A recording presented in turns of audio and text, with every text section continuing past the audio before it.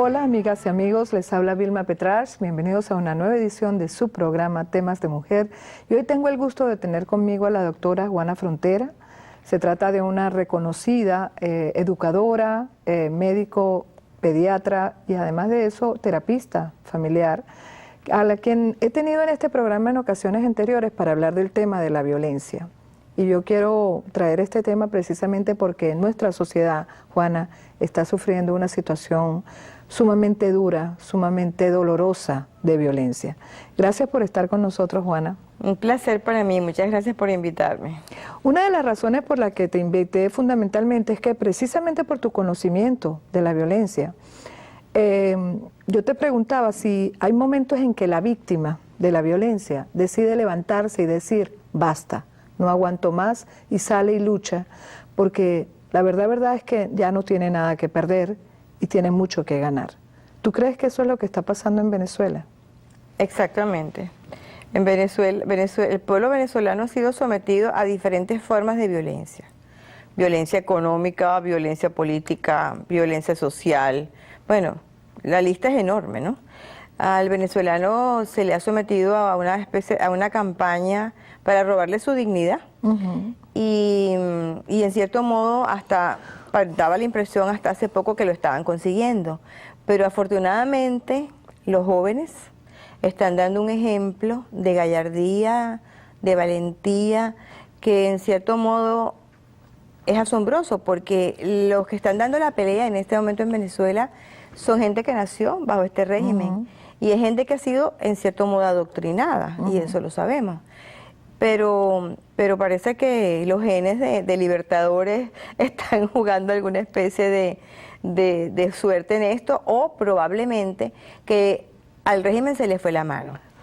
Y la violencia que se ha ejercido es tal que en realidad yo pienso que a la sociedad venezolana lo único que le toca es defenderse o perecer en esto. Es importante este punto de inflexión porque obviamente, Juana, yo he sido una seguidora permanente, igual que tú, de todo este proceso de violencia que tenemos durante 15 años, porque cuando a mí me dicen Venezuela se tiene que despolarizar, Venezuela se tiene que reconciliar, los que son instigadores de la violencia están en el poder. Absolutamente. Venezuela no era un país con esta carga de violencia, nunca, con esta polarización, con estos elementos de odio instigado que vemos hoy, donde por cierto tampoco teníamos este fenómeno sencillamente deplorable, sencillamente condenable, de matones armados por el gobierno para literalmente, son grupos de choque armados para aniquilar, para exterminar a los opositores. ¿Okay? Y para y son los que se llaman los guardianes de la revolución. Cuando tú ves que el propio gobierno es el que instiga eso, entonces cuando a mí me dicen un diálogo, Juana, un diálogo con quién, con el que te está matando, con el que te está asesinando, con el que te está humillando, con el que te pretende que tú te sientes, pero no para negociar la paz, sino para someterte. Es una sumisión lo que pide el gobierno. ¿Es posible hablar en esas condiciones de diálogo? No, es imposible. La situación en Venezuela, y como tú decías, es interesante retomar. Venezuela yo diría que es un país increíble. Yo soy hija de inmigrantes y como yo, la mayoría de la población venezolana tiene pues en su rama familiar pues algún inmigrante. Venezuela es un país donde nunca yo recuerdo haberme sentido museo o extranjera, ni mis padres tampoco. Es un país donde todos éramos iguales, donde no existía eso de que yo soy de mejor familia que tú. Entonces, esto que se instauró en Venezuela, esta polarización y esta divisiones sociales, y de que yo estoy con el gobierno y de que yo estoy con la oposición, esto ha sido producto de la política del gobierno, por separarnos, por dividirnos, por enfrentarnos más que nada. Es como ellos insisten en un lema de enfrentamiento del pobre contra el rico y del rico contra el pobre, cuando eso no existe. Eso en realidad en Venezuela no existe. No, y siguen estigmatizando este movimiento como de clase media, inclusive lo noto en la prensa internacional y me molesta profundamente. Sí, absolutamente. Porque se trata inclusive cuando tú ves que zonas como Guatire o Guarenas, tú decir que eso es clase media alta, eso es clase media baja y mucho del sector popular. Total. Absolutamente. Y el otro tema que se discute mucho y que se dice mucho es que no, es que quienes están protestando son solamente las organizaciones. No, eso es mentira. Eso es mentira. Eso es mentira porque lo que ocurre es que en los barrios hay una represión tan grande que la gente de Pero los si barrios... los grupos armados funcionan fundamentalmente en el colectivo, lógico, viven asustando y amedrentando gente ahí, claro. Están asentados allí y esa gente están presas son presas, son rehenes de ellos. Entonces, ¿qué hacen las clases populares? Se expresan de otras maneras e inclusive se unen a la supuesta clase media para, de una manera un poco más disimulada, protestar también. Y últimamente, en las últimas semanas hemos visto que valientemente poblaciones, como tú dices, como Guarenas, poblaciones bien populares de Táchira, Maracaibo, poblaciones populares de Carabobo y poblaciones populares de Oriente. Por ejemplo, ayer podíamos ver donde estaba Fernando del Rincón en Lechería. Eso no es una población ni siquiera clase media, eso es clase baja. Así es. Protestando contra sus opresores, porque realmente así es. Ahora, te iba a preguntar algo. Primero, yo no quiero dejar en el público la impresión de que es que Venezuela surgieron estos monstruos que están gobernando el país de la nada, ¿no? Obviamente habían procesos sociales muy complejos, había una gran desigualdad social. Lo que queremos decir es que no había el odio instalado. No es que los problemas no se podían solucionar de otra manera, con un mejor gobierno, con una mejor calidad de vida para la gente, con un gobierno inclusivo, no con un gobierno que ha llegado a montar literalmente un apartheid, ¿ok? Donde no reconoce sencillamente al otro que piensa diferente, punto. Absolutamente. Si lamentablemente eso lo vivieron los cubanos, que es lo que le ha producido todo este desastre humanitario permanente que es Cuba, y bueno, lamentablemente el mundo le tiende la alfombra roja a ese régimen genocida, que es el régimen castrista. Lamentablemente ellos están tratando de hacer lo mismo en Venezuela. Yo creo que lo que ellos no contaban, Juana, es que la población venezolana se iba a levantar. La víctima, en este caso, decidió no ser víctima. Decidió, queremos ser sobrevivientes de esta violencia, no vamos a levantarnos contra esto, porque sí, como tú dices, hay algo genético, tenemos la parte democrática, aunque sea como memoria, la tenemos todavía muy instalada, pero también la parte libertaria, esa es parte de nuestra identidad como país. Nosotros somos un país de libertadores, eso no es mentira, o sea, y además y hemos sido muy generosos con una América Latina que nos ha dado la espalda, de una manera grotesca y descarada. Vamos a hablar un poquito de eso, ese espíritu nacional y cómo creemos que nos está tratando el mundo y qué va a pasar con Venezuela si logramos recuperar como esperamos, Dios quiera, que nos acompañe en esta misión profunda de recuperación de la patria. ¿Qué va a pasar con respecto a América Latina? Esta pregunta tuya me encanta porque nosotros no solamente tenemos una herencia libertaria, sino que como que tenemos ese karma o ese designio libertario. Y te voy a explicar por qué creo yo eso. Venezuela va a volver a ser la Venezuela que se merece. Un país generoso, un país libre y un país próspero. Y una vez que Venezuela la recuperemos, todos estos regímenes que en este momento nos están dando la espalda van a caer como un juego de naipes. ¿Por qué? Porque ¿quién está sosteniendo a Bolivia? ¿Quién montó en El Salvador a esto? ¿Quién está sosteniendo a Nicaragua? ¿Y quién está sosteniendo a la pseudodemocracia argentina? Bueno, ¿quién creó esta parodia de instrumentos multilaterales como la UNASUR, la CELAC, dinero venezolano? Bueno, entonces, si estamos de acuerdo en eso, que somos es el dinero venezolano el que está sosteniendo a estas pseudodemocracias latinoamericanas. ¿Qué va a pasar cuando Venezuela cambie, cuando Venezuela vuelva a ser democrática, cuando en Venezuela haya un presidente que tenga como prioridad su país y se olvide de todas estas pseudodemocracias? Vamos a volver a ser libertadores, porque estos regímenes van a caer por su propio peso. Pero yo tengo la tesis, Juana, que sin desviarnos del propósito del programa, Venezuela ahorita está cumpliendo una misión muy importante. Así es. Primero estamos advirtiéndole a todos estos enterradores, sepultureros de la democracia, empezando por el señor Insulza, que es una vergüenza. Una vergüenza para todo el que realmente estime y entiende el concepto de la democracia y para qué se creó, por ejemplo, un mecanismo como la Carta Democrática Interamericana. Él es una vergüenza. Sí, sí. Y lo mismo está pasando con estos gobiernos que por negociar sus propios procesos se miran el ombligo y no piensan que el día de mañana les puede tocar a ellos, o es que ellos quieren oprimir a sus pueblos como está haciendo Venezuela. Ellos planean, pero no van a poder. Porque entonces los pueblos deberían más bien tomar esto no como nota,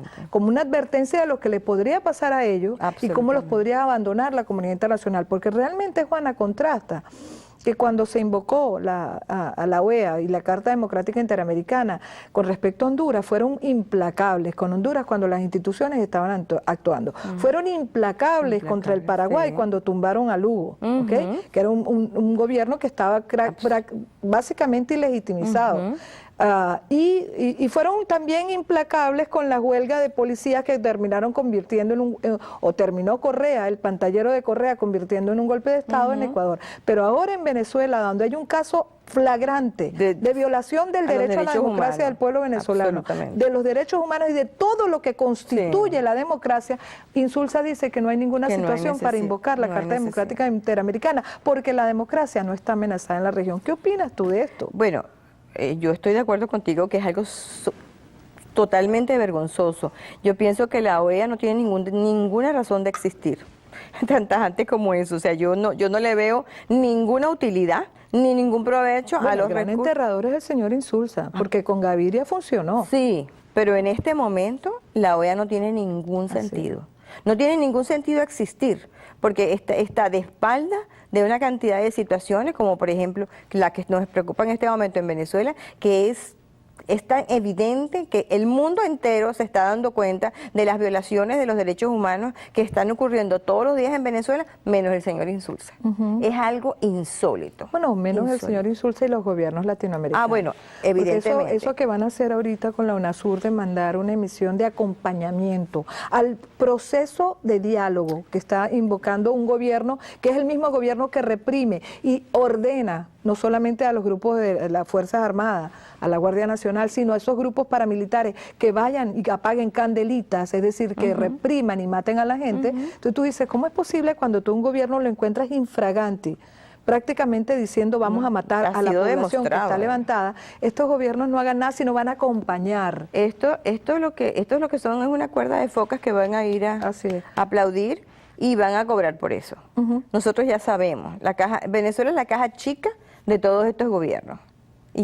Pero claro, hay una liquidación de esa caja chica, porque hoy por hoy la economía está paralizada, hoy por hoy... A causa de eso. Sí, estamos en un país desangrado, yo creo que además esta pila de vampiros, empezando por la dictadura castrista que se ha chupado. Total. Yo quiero decir un término mucho más duro, pero bueno, la dictadura castrista, que es un gobierno chupa sangre, le ha chupado la sangre a su pueblo y le está chupando la sangre a todos los pueblos que ha podido. Lo que es el pueblo, el corazón mismo de la República venezolana la tiene destruida. Así es. Entonces tú dices, cuando tú ves esa situación y ves esta pila de chupasangre de la dignidad de Venezuela, que nos han humillado de esa manera flagrante y están destruyendo esa gallinita de los huevos de oro, porque la tienen desangrada, esa gallinita de los huevos de oro. Entonces tú dices, no son suicidas esas mismas apuestas, porque por más que sea, se va a acabar esa minita.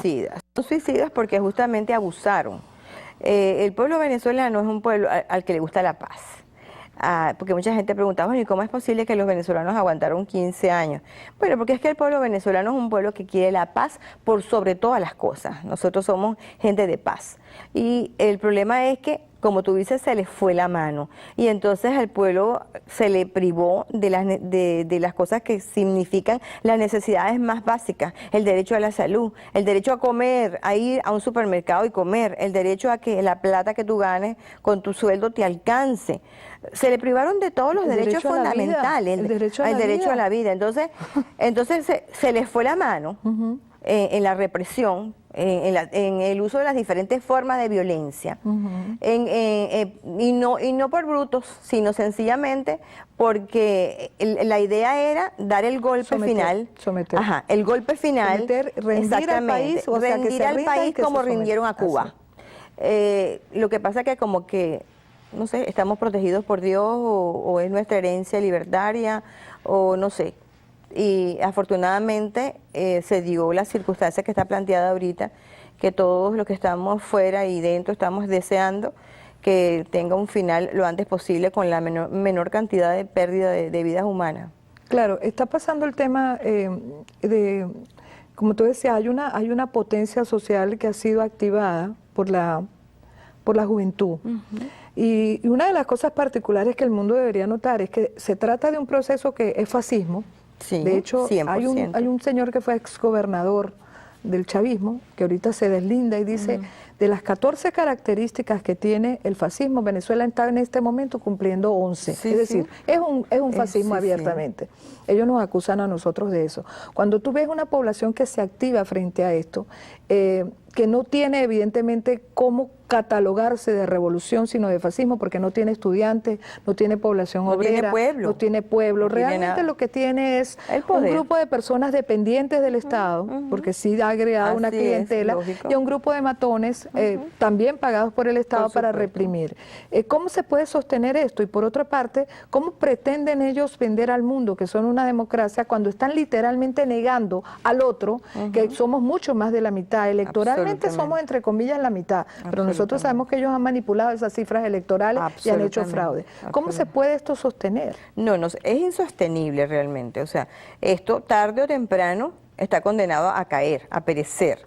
Lo que pasa es que deseamos que sea más antes que tarde, porque cada día que este gobierno está en el poder, no solamente se sigue desangrando, endeudando al país de una manera monstruosa, que las próximas generaciones no sé cómo van a hacer para pagar toda esta cantidad de deudas que esta gente están contrayendo para sostener esas solidaridades en Latinoamérica y en el Caribe, para comprar armas, para reprimir al pueblo. Entonces, esa digamos que es la única preocupación. A mí no me cabe ninguna duda de que este régimen no tiene ninguna clase de viabilidad, porque sencillamente no tiene ninguna forma como sostenerse. Perdió al pueblo, perdió todo. Lo único que tiene es el poder de las armas, desgraciadamente, que es vergonzoso. El poder de las armas, tiene a un poder judicial totalmente arrodillado, o sea, tiene todos los poderes que en un país democrático funcionan un país, arrodillados. una sociedad secuestrada por un régimen genocida, porque es claramente un régimen genocida. Absolutamente. Que el único objetivo de este gobierno realmente es mantener el poder. Ellos en ningún momento, ninguno de los pasos que dan es para atender las necesidades del venezolano. Y de eso se ha dado cuenta hasta el venezolano más ignorante. Sí, yo lo que me pregunto, por ejemplo, todavía, Cuba tiene una gran población esclava, que son los médicos, Claro. muchos de los cuales, por cierto, trabajan en los sectores de inteligencia, en el G2, etcétera. Sí. Pero hay unos que sí son médicos de verdad y que han ido a Venezuela, y muchos de ellos, por cierto, hay más de 100 médicos que han muerto producto de la violencia. Pero tenemos el mayor sitio de médicos, se hablan de 30.000 médicos, no sé, o algo así. Creo que ahorita lo están tratando de poner por el caso, trasladándolos a Brasil. Por lo menos ya 2.000 o 3.000 se están trasladando. Y no a los Brasil. quieren en Brasil. Y claro, porque además hay dinero. Esto realmente es un negocio para el castrismo. Negocio, lógicamente. Por eso digo población esclava que ellos exportan. Eso es esclavitud. Pero lo que te quería decir es que hubo una huelga de médicos y que ni siquiera pueden vender al mundo que han solucionado el problema médico en Venezuela. Hubo una huelga que los médicos fueron reprimidos porque en los hospitales no se consiguen los insumos básicos para atender a los enfermos. No o sea, hay nada. ¿en qué sentido puede este gobierno o este régimen mostrar algún elemento de éxito para sostenerse? Por eso te digo, o sea, todo el trabajo de este gobierno va dirigido a reprimir y a aterrorizar a la población para ellos sostenerse en el poder. Eso es todo. Ellos dedican... Pero es sostenible un gobierno a punta solamente de represión, porque no tiene ningún logro que dar. Solamente a punta de represión, y volvemos al tema de la violencia. Ellos, ¿cómo ejercen la represión? Pues aplicándole al pueblo venezolano las diferentes formas de violencia que sabemos que existen, económicas, políticas, sociales, psicológicas. El imperio del terror, estas bandas armadas, exactamente, estas bandas armadas de las cuales tú mencionas. El objetivo fundamental de estas bandas es aterrorizar a la población. Bueno, yo te voy a contar algo. A mí me pasó algo en uno de los programas que me toca producir acá en el sur de la Florida. yo iba a entrevistar a una de las madres de uno de estos chicos que tiene 6 meses, un mes preso, ¿ok? Y no le han permitido, no le han, o sea, los juzgaron como instigación al delito, daño a la propiedad, Sí, etcétera, de lo que les dio la gana y a los tienen ellos, presos. sí. Son 6 muchachos. Y yo iba a entrevistar a la madre de uno de los chicos y hablé con las madres de otro.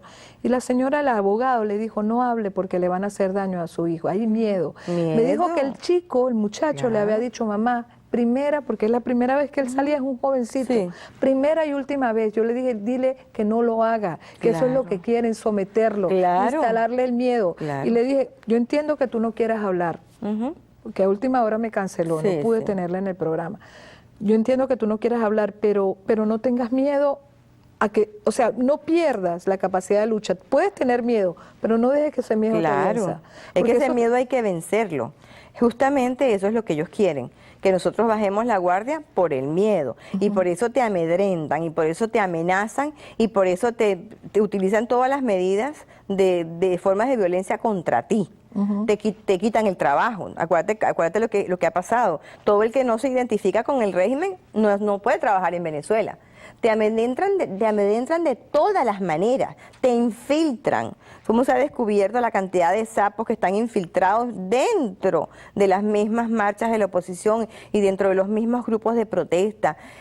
Todo eso es la escuela cubana. Así es. A nosotros nos aplicaron la receta aceleraron cubana. con el madurismo, en esta etapa que es la etapa más castrista, más entreguista, más deplorable que ha tenido la República, digamos, de revolución bolivariana. Ellos aceleraron instalar el comunismo en Venezuela. Y por eso es que están en esta etapa y por eso es que están desatando la represión y sabemos que el G2 cubano y todos estos mecanismos de violencia instalados en Cuba y que han funcionado con éxito allá, ellos han tratado y de hecho lo han implantado. El tema es que ellos no tomaron en cuenta que es una población primero del siglo XXI, que estos muchachos están jugando videogame en la calle, literalmente, perdóname, es una figura que estoy utilizando, que estos muchachos tienen sus redes sociales, están conectados, conocen las redes sociales, y ese es el mecanismo que ellos no contaban. Con el que no contaron. No contaban con esta resistencia juvenil, ellos ahora se llaman resistencia 350, por el artículo 350 de la Constitución. Entonces yo creo que este elemento es muy importante porque ellos no contaban con esto, que además es lo que ha generado esta solidaridad transnacional de las sociedades de otras partes del mundo. De otras sociedades realmente. No de los gobiernos, las sociedades. Y de algunos gobiernos que no tienen nada que ver con este proyecto. Pero yo digo que fundamentalmente ha sido social y no yo estoy de acuerdo gubernamental, contigo que nosotros hemos recibido solidaridades de sociedades, más que de gobiernos, porque si bien hay gobiernos que se han manifestado en favor, pero han sido hasta ahora manifestaciones tan tímidas, tan tímidas, yo diría vergonzosas, como con cuidado, como si no estuviera suficientemente demostrado que con Venezuela lo que se está haciendo es un genocidio. Así es. Porque no hay otra manera, de calificarlo, con un gobierno que no han logrado encontrar a un estudiante con un arma. No han logrado encontrar a nadie del grupo de la resistencia armado. Nosotros la única arma que tenemos es el pecho y los ideales. Y las armas están del otro lado. Entonces, ahora, fíjate tú, ellos, cuando dice la gente actuando en defensa propia, a mí me preocupa que podamos pasar ese umbral y la gente dice, pues yo voy a defenderme con las armas porque no sería absurdo. No sería absurdo, pero eso sería pasar el umbral de la violencia a un baño de sangre. Claro, una guerra civil. Porque ellos lo que nos están contando ya empezó a pasar, cuando pasó en Los Ruices, alguien, aparentemente un vecino, disparó contra un guardia nacional. Exactamente. Pero también sabemos que probablemente eso haya pasado con el guardia nacional en Valencia. Sí, el que acabó en Valencia antes de ayer. Y sabemos, pero también sabemos que incluso entre ellos los colectivos han matado a la gente suya, como pasó con el Tupamaro con el primero que mataron. Entonces hay como una mezcla de elementos que pudieran detonarse en algo más profundo. Ahora yo quisiera, antes de que sigamos con este punto, ¿cómo ves tú hacia adelante un país en esas condiciones recuperarse, reconstruirse, superar los factores de fractura, de división, para reconciliar y poder reconstruir al país que queremos? Yo estoy segura de que Venezuela, cuando termine este proceso, se va a recuperar muy rápidamente. Porque, como te digo, nosotros en y los elementos que hay adentro, bueno, con estos grupos armados, con esta desintegración del monopolio de la violencia del Estado. Eso se va a depurar totalmente. Sí. Una vez que se restablezca la ley y el orden, esa gente van a tener que atenerse a las leyes, que es lo que está pasando en Venezuela, que no se están implementando las leyes, porque en Venezuela se está usando al delincuente para atemorizar a la persona decente. En Venezuela no se hace represión contra la delincuencia, más bien se promueve la delincuencia. Pero ven acá, si de los crímenes solamente 7%, 8% es lo que los criminales que van a la cárcel, que porque de esa manera y el resto están en la calle. Claro, pero ¿por qué lo hacen? No creas que es accidental, es una forma de violencia contra la sociedad, es una forma de amedrentamiento, de que se encierren en las casas y de que no asomen ni siquiera la nariz a la ventana porque por los malandros están sueltos bajo el apoyo del gobierno, porque ahora se evidenció más que nunca. Los tupamaros están saliendo a reprimir junto con la Guardia Nacional. O sea, tienen el entre otros colectivos, porque son varios. Exactamente. Ellos también armaron las llamadas unidades de batalla Hugo Chávez, que supuestamente primero tenían fines electorales y hoy son grupos armados también, a la orden de Diosdado Cabello. Exactamente, y están siendo usados contra la población. Entonces, yo creo que una vez que se restablezca el orden, estos grupos obviamente que van a desaparecer. Tienen que ser desarmados. No, obviamente, tienen que ser desarmados y tendrán que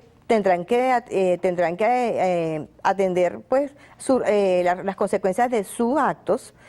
Habrá que aplicarles la ley como se hace en un país civilizado, porque nosotros vamos a construir un país civilizado, vamos a construir un país desarrollado. Y vamos a echar para adelante con el país porque tenemos recursos humanos de sobra. El venezolano que está afuera, no sé qué porcentaje, pero los venezolanos que estamos afuera, estamos todos demostrando que somos gente preparada, gente capacitada, y si aunque sea el 30% de esos venezolanos regresa y se empeña en la tarea de reconstrucción del país, tenemos el éxito asegurado. Ustedes tienen, tú como venezolana tienes un grupo aquí de apoyo, de centro de acopio de ayuda yo pertenezco a la unidad, a una ONG que creamos que se llama Unidad Venezuela, y estamos en este momento dedicados a través de la campaña Ayuda Humanitaria a enviar a Venezuela insumos médicos y comida. Gracias, Juana. Y bueno, con este mensaje de ayuda y solidaridad para los venezolanos que están luchando por recuperar el país, quedo ustedes para una próxima edición de su programa Temas de Mujer, donde tendré otra mujer de calidad como mi amiga Juana Frontera. Gracias por estar con nosotros. Gracias.